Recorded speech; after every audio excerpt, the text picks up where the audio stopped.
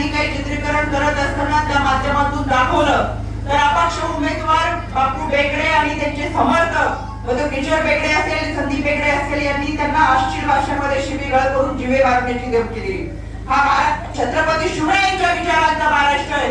इथं अशी धमकी खपून घेणार नाही, कायद्याच्या भाषेमध्ये उत्तर देऊन त्याच्यामुळे लोणावळा शहर पोलीस ठाण्यामध्ये गुन्हा नोंद केलेला आहे आणि कायद्याच्या चौकटीतून कारवाई केली जाईल। त्याच्यामुळे मला आवर्जून मावळकरांना सांगायचंय, महिलांच्या बाबत जर कोणी अश्लील विधान करत असतील तर कायद्याच्या चौकटीतून कठोर कारवाई केली जाईल। कोणाची हैगाई करणार नाही। खबरदार जर महिलांना कोणी बोलत असेल तर महिलांच्या बाबत कोणीही बोललेलं खपून घेतलं जाणार। हा छत्रपती शिवरायांच्या विचारांचा महाराष्ट्र, हा साधू संतांच्या विचारांचा महाराष्ट्र। त्याच्यामुळे तुमच्याबद्दल जरी कोणी अशी विधानं करत असेल, कोणी असं बोलत असेल तर तातडीने गुन्हा नोंद करा।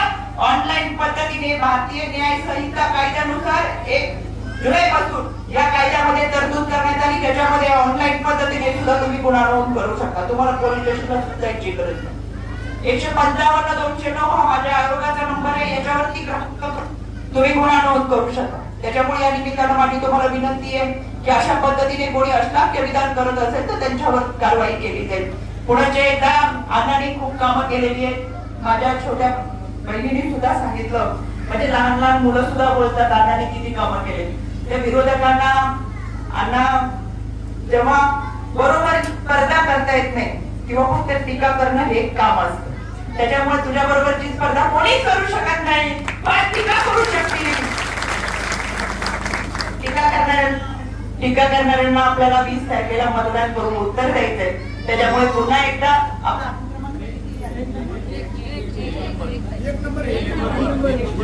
आपल्याला 20 तारखेला 1 क्रमांकाचं बटन सुनील अण्णा शेळके चिन्ह घड्याळ समोरचं बटन दाबून अण्णाला प्रचंड मताने विजय करायचे। नंबर 1 माणूस 1 क्रमांकाचा आणि मताधिक्य सुद्धा 1 क्रमांकाने झालं पाहिजे। 2 नंबरचा विषयच नाही आपला।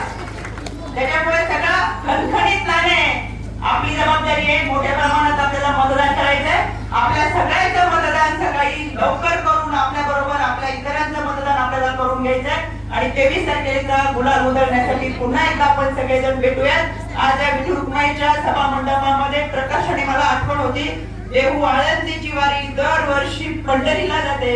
या वारीमध्ये चालणारा वारकरी ऊन वारा पाऊस झेलत पंढरीच्या विठुरायाच्या दर्शनाची आस घेऊन जातो।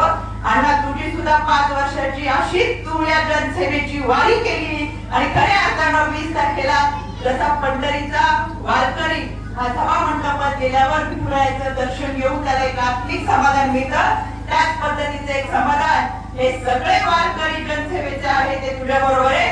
20 तारखेला तुला मतदान करून तुझ्या बरोबर उभे राहतील ही मला मनापासून खात्री वाटते।